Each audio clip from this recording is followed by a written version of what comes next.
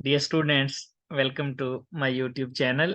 Dear students, आज का हमारा टॉपिक है kinetic molecular theory of gases. MDCAT का हम तीसरा टॉपिक डिस्कस कर रहे हैं, गैसेस। ये उसके सारे सब टॉपिक्स हैं। आज के लेक्चर में हम देखेंगे इसके अजम्पशन और फिर root mean square velocity, average velocity और फिर most probable velocity. Dear students, सबसे पहला क्वेश्चन है which of the following is not true about ideal gases. कौन सी बात ठीक नहीं है आइडियल गैसेस के बारे में? Number 1, no attractive forces. Number 2, elastic collision. Number 3, temperature और काइनेटिक एनर्जी का रिलेशन डायरेक्ट। और नंबर 4 है लार्ज एम्प्टी स्पेसेस। तो देखें, इसमें जो हमारे पास ऑप्शन 1 है, no attractive forces. Ideal gases में ना तो अट्रैक्टिव फोर्सेस होती हैं ना ही रिपल्सिव फोर्सेस होती हैं, तो ये तो ठीक है। हमने बताना है जो ठीक नहीं है। आइडियल गैसेस में कोलिजन भी इलास्टिक होती हैं, यानी उनकी एनर्जी कंजर्व रहती है। याद रखिएगा, गैस मॉलिक्यूल आपस में कोलाइड करते हैं और जो कोलिजन्स होती हैं वो परफेक्टली इलास्टिक होती हैं। और गैस के मॉलिक्यूल का जो प्रेशर होता है, pressure is due to collisions of the gas molecules. तीसरा है हमारे पास ऑप्शन, टेम्परेचर और काइनेटिक एनर्जी का रिलेशन डायरेक्ट है। ये ठीक नहीं है, क्योंकि टेम्परेचर का और काइनेटिक एनर्जी का नहीं बल्कि एवरेज काइनेटिक एनर्जी का रिलेशन डायरेक्ट है, तो यहाँ एवरेज होना चाहिए। इट मींस ये वाला जो आंसर है ये ठीक नहीं है। लार्ज एम्प्टी स्पेसेस, गैस के मॉलिक्यूल में बहुत ज्यादा एम्प्टी स्पेसेस होती हैं। यही वजह है volume of the gas molecule is negligible, और यही वजह है फोर्सेस ऑफ अट्रैक्शन भी नहीं होती हैं। तो हमारे पास जो आंसर आ जाएगा वो आ जाएगा सी। नेक्स्ट है हमारे पास एक और MCQ, ratio of the average kinetic energy per mole of hydrogen and oxygen at given temperature. यानी आपने रेशियो बतानी है एवरेज किनेटिक एनर्जी की हाइड्रोजन और ऑक्सीजन के 1 मोल के लिए। दोनों गैसेस का 1 मोल है गिवन टेम्परेचर पर। तो आपने बताना है कि उसकी, अगर आप दोनों की एवरेज काइनेटिक एनर्जी की रेशियो निकालें तो एवरेज काइनेटिक एनर्जी की रेशियो क्या आएगी। तो देखें, टेम्परेचर डायरेक्टली प्रोपोर्शनल होता है एवरेज काइनेटिक एनर्जी के। अगर दोनों गैसेस का टेम्परेचर सेम है तो फिर एवरेज काइनेटिक एनर्जी भी सेम आएगी, यानी दोनों की रेशियो सेम बनेगी, 1:1 रेशियो आएगी।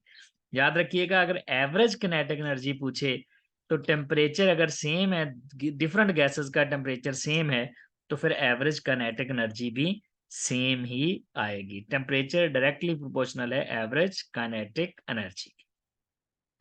Ratio of the root mean square velocities of hydrogen and oxygen at RTP. Room temperature pressure पर मीन स्क्वायर वेलोसिटीज की रेशियो निकालनी है। ये रेशियो 1:16 होगी, या 1:8 होगी, या 1:4, या फिर फाइनली 1:1 होगी। तो ये हमारे पास डिफरेंट एक्सप्रेशंस हैं। रूट मीन स्क्वायर वेलोसिटी बराबर होती है 3RT/m के। 3R आइडियल गैस कांस्टेंट है, T एब्सोल्यूट टेम्परेचर है, M मोलर मास है। जो हमारे पास एवरेज वेलोसिटी है 8RT/m के बराबर होगी। और जो हमारे पास मोस्ट प्रोबेबल वेलोसिटी है ज्यादा मॉलिक्यूल्स की, वो 2RT/m होगी। तो ये हमारे पास 3 तरह की वेलोसिटीज हैं। आपसे पूछी गई है रूट मीन स्क्वायर वेलोसिटी।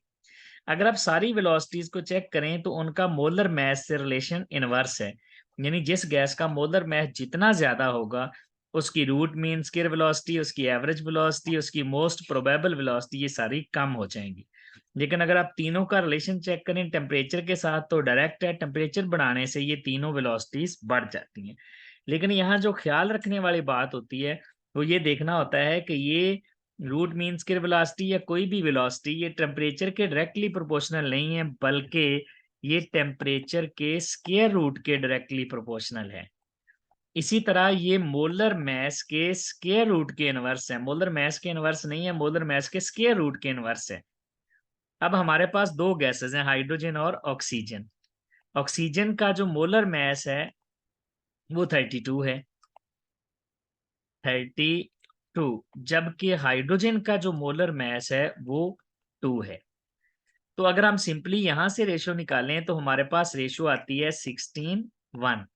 जिसका मोलर मास ज़्यादा होता है, उसकी वेलोसिटी कम होती है। इसको देख के ये लगता है कि इसकी वेलोसिटी 16 टाइम्स कम यानी हाइड्रोजन की ज़्यादा होगी। एक्चुअली ऐसा नहीं है। क्यों ऐसा नहीं है? क्योंकि हमें दोनों के मोलर मासेस के स्क्वायर रूट लेने पड़ेंगे।